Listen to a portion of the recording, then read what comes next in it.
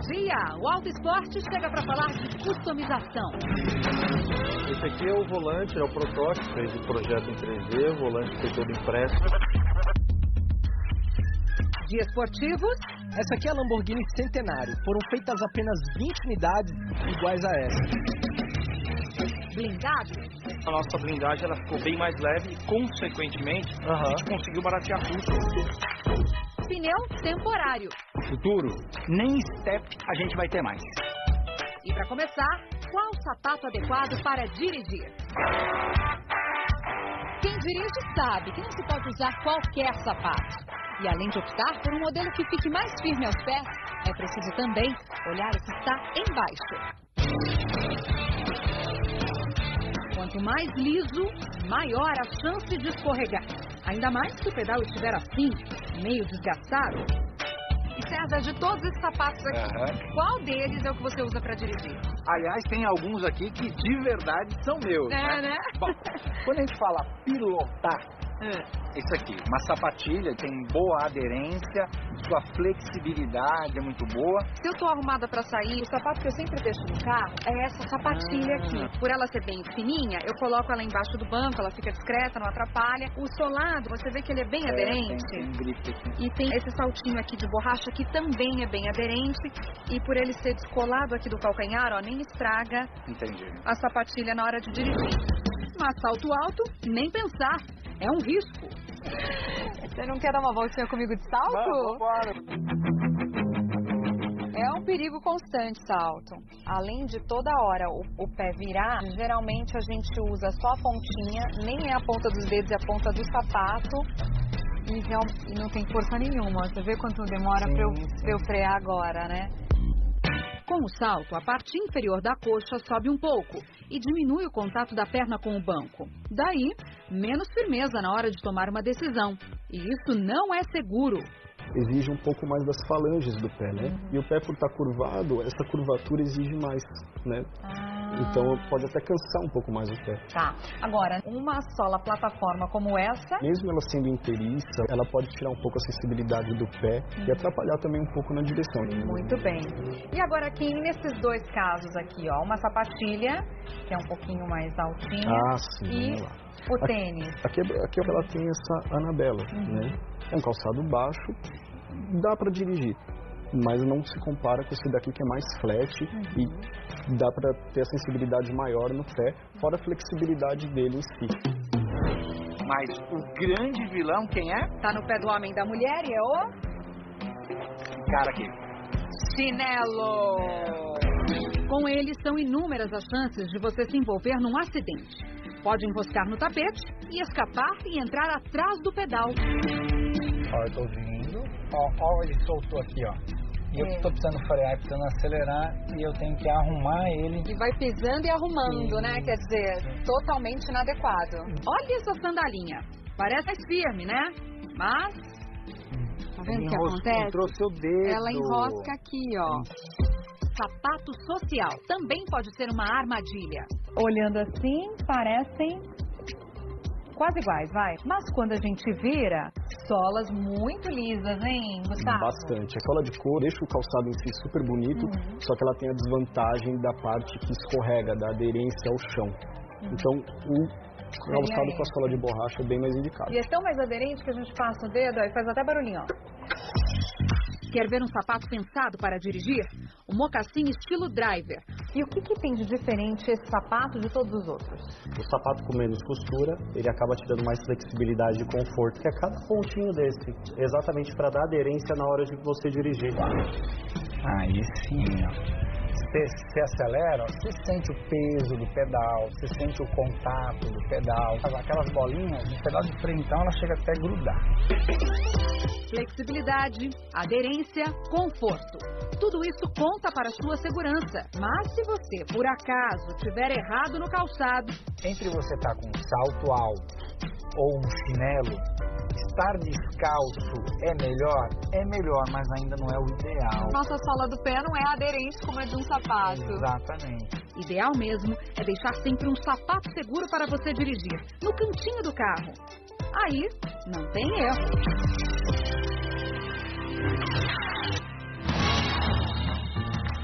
esse carro é blindado. Para saber o que muda na carroceria, vamos dar um pulo nessa blindadora. A Avalon tem até uma linha de produção, organizadinho para atender a crescente demanda. O Brasil é o número 1 de blindagens no mundo. Ricardo, 99% da produção de blindagem aqui de vocês é o nível 3A. O que significa? Isso. A blindagem nível 3A é uma blindagem para violência urbana. Ela é feita em todo o habitáculo do veículo. Nós fazemos em 90% em manta e a gente utiliza o mínimo possível do aço. Então a nossa blindagem ela ficou bem mais leve e, consequentemente, a gente conseguiu baratear custo. O começo de tudo é por aqui. Hora da desmontagem. Fernando, esse cuidado de embalar as peças, né, e guardar de forma correta é um detalhe muito importante. É importante. A gente tem que devolver essa peça para o carro de maneira adequada. Em perfeito estado. Exatamente. E aí guarda todas as peças desse carrinho embalado e aí vai para o almoxarifado com a especificação do carro no carrinho. Para desmontar, cada um com sua especialidade. Eletricista, mecânico. Esse cuidado é para que tudo possa ser feito com precisão. Vocês trabalham com várias marcas, né? Não é uma linha de montagem como uma montadora. A gente trabalha com pessoas já com uma experiência de longa data. A gente tem alguns treinamentos internos e a gente também procura conhecer e analisar cada carro e cada montadora, o que está saindo de novo no mercado. Daqui o carro segue para a linha de produção. Essa aqui é a manta que eles usam nos carros. Ela é super leve e resistente. É feita de um fio de aramida e depois é prensado, assim ela fica protegida de mofo, evita até ruído. A aramida é o mesmo material usado em coletes à prova de bala. Um teste de qualidade que eles me ensinaram aqui, ó, é só dobrar ela e pressionar, certo? Se não ficar marcada, é de boa qualidade. Tanto as mantas quanto o aço são trabalhados com moldes específicos para cada modelo. O aço aqui só é utilizado em pontos estratégicos. Por exemplo, coluna A e B, retrovisores, lanternas e quinas. Por quê? Essa área pequena aqui, a manta não seria tão eficiente. Mesmo assim, ó, o Marcelo aqui está sobrepondo a manta em pontos estratégicos para não criar nenhum lugar vulnerável. Leveza também é essencial nos vidros. Você colocando um vidro mais leve e fino, você melhora principalmente o maquinário, porque o vidro ele sobe e desce, então você dá uma vida útil melhor e maior ao motor. O que foi que mudou na legislação em referente ao teto solar? Pela nova legislação do Exército, que vigorou agora em agosto, os tetos solares eles têm que ser travados. A remontagem precisa ser um exemplo de organização.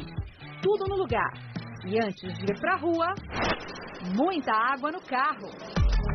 E aqui o teste realmente é para ver se não tem nenhum tipo de infiltração dentro do carro, né? A gente testa ligando na parte de chuveirão, tanto ele pega na parte de cima, somente os carros que têm teto panorâmico, teto solar.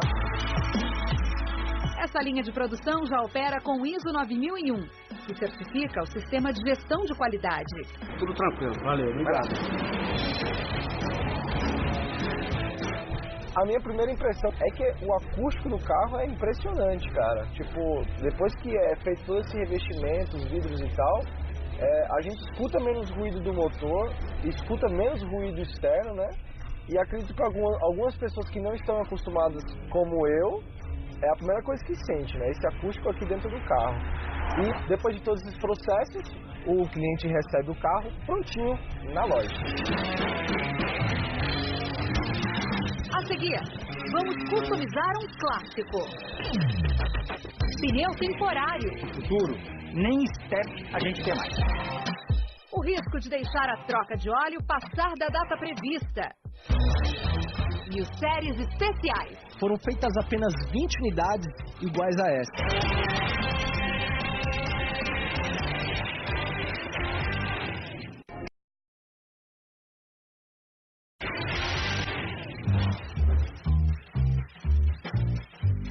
Eita! A gente só lembra do step quando um pneu fura, né? Agora, já imaginou se não existisse mais o step? Pois é, isso pode acontecer no futuro. Essa é a tendência mundial. Na Europa e nos Estados Unidos, boa parte dos carros já usa como reserva o pneu mais fino. Mas, aqui no Brasil, um projeto de lei que está na Câmara quer que todos os step tenham o mesmo tamanho do original. Foge totalmente a lógica que existe hoje no mundo, né? De tentar diminuir o peso do carro, ganhar espaço no porta-mala para também diminuir o consumo de combustível. Então, não tem muita lógica de obrigar as fábricas a fazer uma única solução, né? Para começo de conversa, é mais prático. Tá pesado? Ok. Então, põe no chão. Vamos pegar aqui o step? Bem menor e bem mais leve. Põe ele no chão agora e tenta pôr esse aqui. É muito peso, é muita diferença. O pneu original tem de 22 quilos e o temporário 13,5. Na hora de dirigir... Andando com o carro, você acha que dá alguma diferença? Tá dando alguma influência? Eu tô sentindo o carro super normal, super estável. Importante, o pneu temporário tem um limite de uso. Só pode rodar 80 km a uma velocidade de 80 km por hora. E para aqueles que acham, né, que você pode ter algum problema de segurança, eu vou vir aqui agora, ó, velocidade e colocar no freio. O carro vem para o ABS, atuou, né, nessa frenagem que eu fiz aqui. Mas o futuro é sem step e essa mudança já começou no segmento luxo. O pneu desse carro é run flat. Mesmo que ele fure, você continua rodando. Tanto o pneu como roda sofreram uma alteração para garantir com que, mesmo sem pressão, o pneu não saia do aro. O run flat é reforçado na lateral com mais níveis de borrachas de diferentes densidades. Por isso, mesmo quando o pneu rasga, essas camadas conseguem sustentar o peso do carro. Dá para andar com ele até um certo limite de distância e velocidade, mas depois tem que trocar. Esse aqui também não tem o step. E para resolver um caso de furo, como aqui, ele tem esse equipamento ligado à eletricidade, ele gera uma pressão. Dentro desse recipiente você tem uma cola que com o ar vai para o pneu e lá ele tampa o furo na medida em que você roda. Não precisa desmontar pneu, tirar, colocar step, nada. Outras soluções tecnológicas mais baratas ainda devem ser desenvolvidas. E do espaço que vai sobrar no porta-malas, a indústria já tem planos. Isso aqui pode virar um outro porta-objetos, um outro espaço para a gente colocar mais coisas, tipo uma mala, para um ciclista que quer transportar a bike dele aqui. Então esse já seria um espaço quase que indicado para colocar exatamente. A roda da bicicleta. Para os amantes do som, isso aqui é um excelente lugar para a gente posicionar um subwoofer, por exemplo. Verdade. Quase que o céu é o limite, né? Quanto mais a gente pensar, mais ideias a gente encontra para ele. Os apaixonados por carros adoram edições limitadas. Esse aqui foram produzidas apenas 500. E os designers lançaram um desafio, pintar essa roda em duas cores. Primeiro eles tentaram no modo convencional, que é pintar a roda e cobrir esses filetes com fitas. Não deu certo. Tiveram que desenvolver uma nova tecnologia, pintando a roda toda de dourado, depois pintar toda ela de preto e tirar essas partes aqui com laser para deixar esses filetes dourados. Olha a precisão. As séries especiais encantam os fãs. E quando a série se limita a um único exemplar? Esse Rolls Royce foi feito sob encomenda. O cliente queria um 0 km, mas que tivesse um desenho remetendo ao clássico dos anos 20 e 30. O desenho da carroceria é chamado pela fábrica de swept tail, ou, em português, traseira varrida. É uma alusão aos antigos esportivos encarroçados artesanalmente. A tradicional grade dianteira da marca, para esse modelo, foi feita em prata. Essa aqui é a Lamborghini Centenário. Foram feitas apenas 20 unidades iguais a essa. As outras marcas entraram nessa onda porque os clientes gostam de exclusividade. Por isso, as edições limitadas são tão desejadas. 100 anos comemorados com cores contrastantes. As enormes rodas Aro 22, com pneus de perfil baixo, ajudam na moldura da obra. Na dianteira, o spoiler colorido contrasta com a cor escura da carroceria, toda em fibra de carbono. A fibra de carbono também está nos detalhes desta edição limitada do Porsche 911 S. Esse modelo foi lançado no Festival de Velocidade em Goodwood e esse carro andou no evento. Tá aqui o adesivo para comprovar. Tenho o privilégio de andar nele.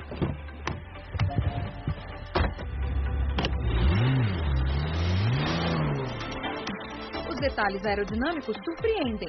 Os retrovisores são mais finos e vazados.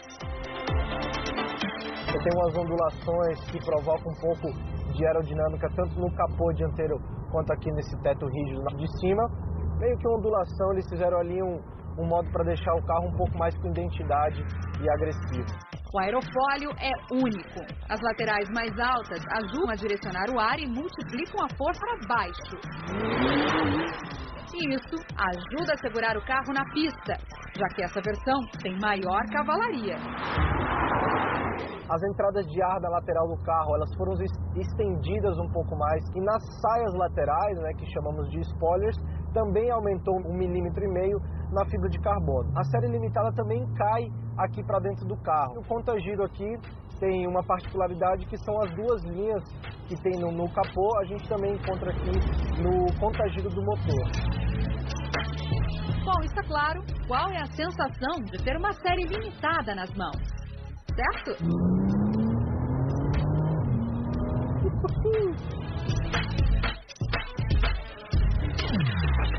O Auto Esporte volta já com Tasso Marx e um Rolls Royce customizado com peças de impressora 3D.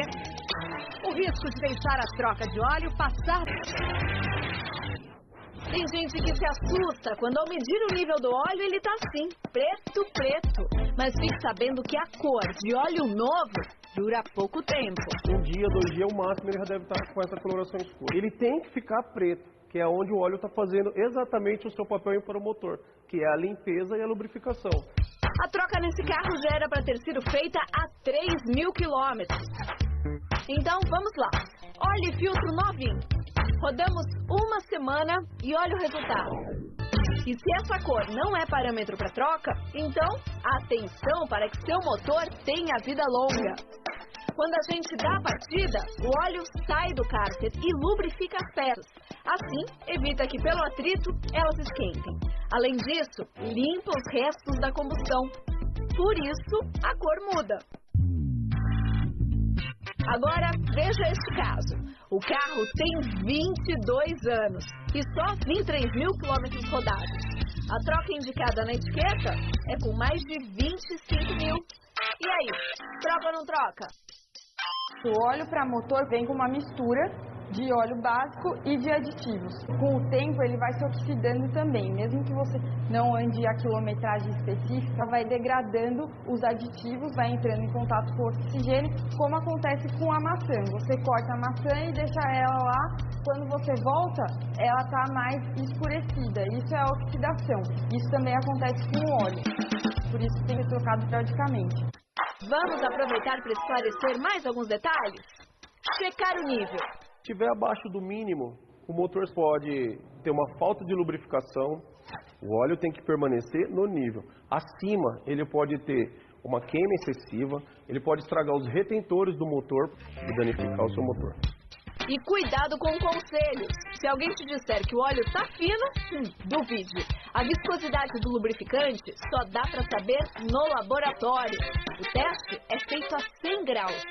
É mais ou menos a temperatura que o motor chega, então verifique quanto tempo o óleo vai demorar para escoar. A tendência do óleo é perder viscosidade com o calor, então você precisa garantir que a viscosidade vai estar adequada com o motor em aquecimento ou em trabalho.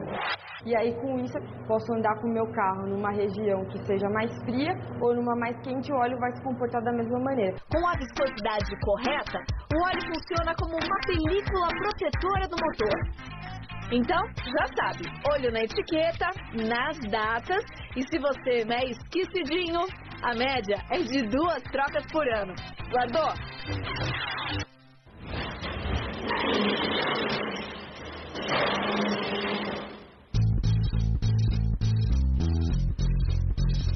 Esse é um Rolls Royce Silver Shadow 1976, 4 portas.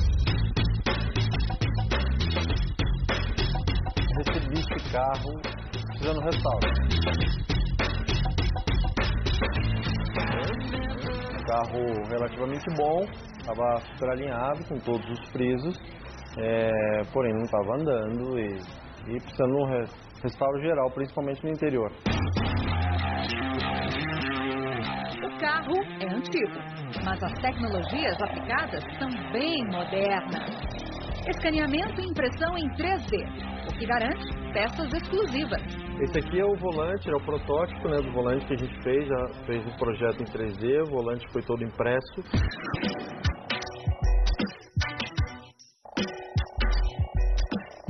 Eu queria replicar uma peça dessa aqui, esse meio, principalmente esse logo aqui com o símbolo no meio da outra roda. Tá. Dá pra gente fazer isso? Nós temos um sistema de medição a laser, né? Então nós conseguimos fazer a captura dessa imagem com uma precisão cerca de 500 milhões de pontos por segundo. E posteriormente nós conseguimos pegar essa mesma imagem, fazer o modelamento no CAD e gerar uma impressão 3D.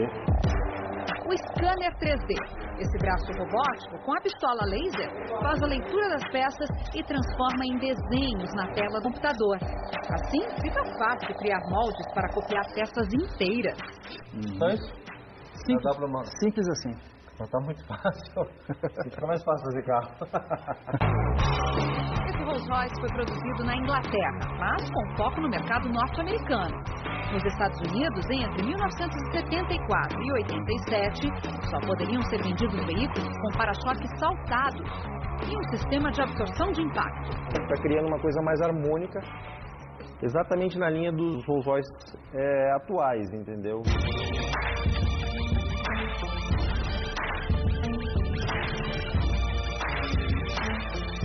Nessa fase, Rolls-Royce deixa para trás o branco cansado e ganha um black piano com muito brilho. A gente quer deixar ele mais sóbrio, então porém, para não sumir as linhas do carro, a gente pretende deixar esses frisos cromados que vão dar uma acendida nele. O Lucas é designer que trabalha com o táxi. Ele leva os desenhos de como o carro está e projeta como ele pode ficar. Esse é original, ele branco. Passamos para preto, tiramos os para-choques, baixar a suspensão, rodas. A ideia inicial era usar uma roda aro 22, uma roda mais moderna, bem maior, um perfil baixo. E quando a gente começou a botar isso no papel, não gostei e achei que a gente ia perder a linha. Aumentar a largura das rodas diminuiria o raio de giro. E os pneus de perfil baixo deixariam o carro mais duro, passando as imperfeições do solo para dentro da cabine. E isso não combina com o Rolls Royce. A solução, então, foi rodas e calotas originais e um pneu de perfil alto com faixa branca. O motor original é um dos mais confiáveis que existe. V8 e com injeção mecânica de combustível. Eles vão ter que abrir o motor para ver se realmente precisa refazer o motor se estiver travado. No interior, a precisão das tecnologias 3D promovem um encaixe perfeito de peças. O desenho, que seria o miolo da roda, foi aproveitado em outra peça. Aqui, ó, seguinte, vou fazer um aro, só que a gente vai fazer o aro de madeira. O cubo, eu quero um cubo bem mais parecido com o do Rolls Royce moderno, só que o do moderno é largo e é baixo. Eu queria bastante profundidade.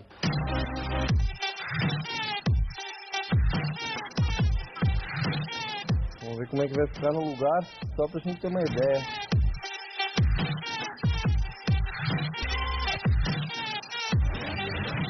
A gente usou madeira aqui, usou aço covado e aqui fica a parte de som que fica toda escondida.